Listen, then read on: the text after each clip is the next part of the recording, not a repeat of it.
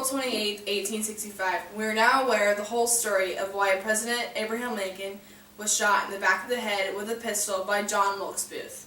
Here's what we know. On April 14th, while President Lincoln was watching Our American Cousin at Ford's Theater, just 5 days after the Confederates surrendered, John Wilkes Booth, a famous actor and the Confederate synthesizer, came up behind Lincoln at 10:15 and took a .44 caliber single-shot Derringer to his head. Booth is hoping to kill the president and would help overthrow the United States government.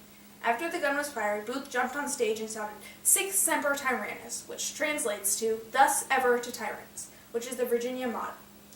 The crowd cheered and clapped thinking it was part of the play, but people realized what had happened after the First Lady, Mary Todd Lincoln, screamed. As Booth was trying to escape, he jumped off stage and broke his leg. He still managed to escape on horseback.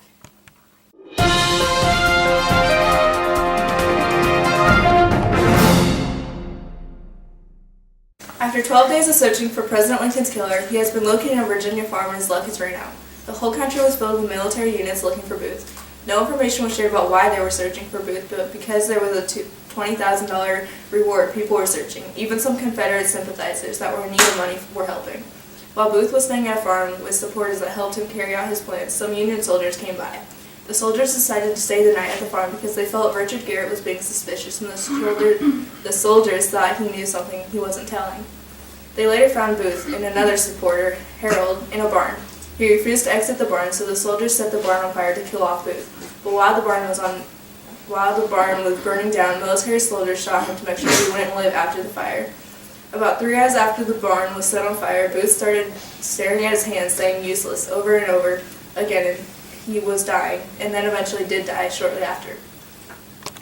One news report was told by an ex-Confederate that killing the president wasn't the original plan. The plan was to kidnap President Lincoln and give him to a Confederate army, hold him hostage until the North would agree to exchange prisoners. We were worried that Booth had many chances to kidnap President Lincoln, but didn't think they could execute it. John Wilkes Booth stalked Lincoln and was considered obsessed with his plan. Once Booth realized he couldn't kidnap Lincoln and get away with it, he thought his only other way was to overthrow the United States government and was to kill the president, which later was completed.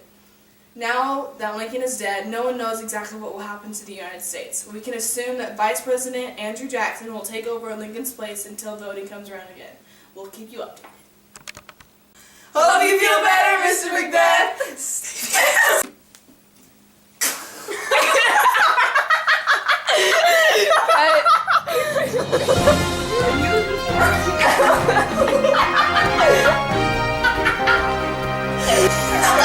Stop laughing, Joey!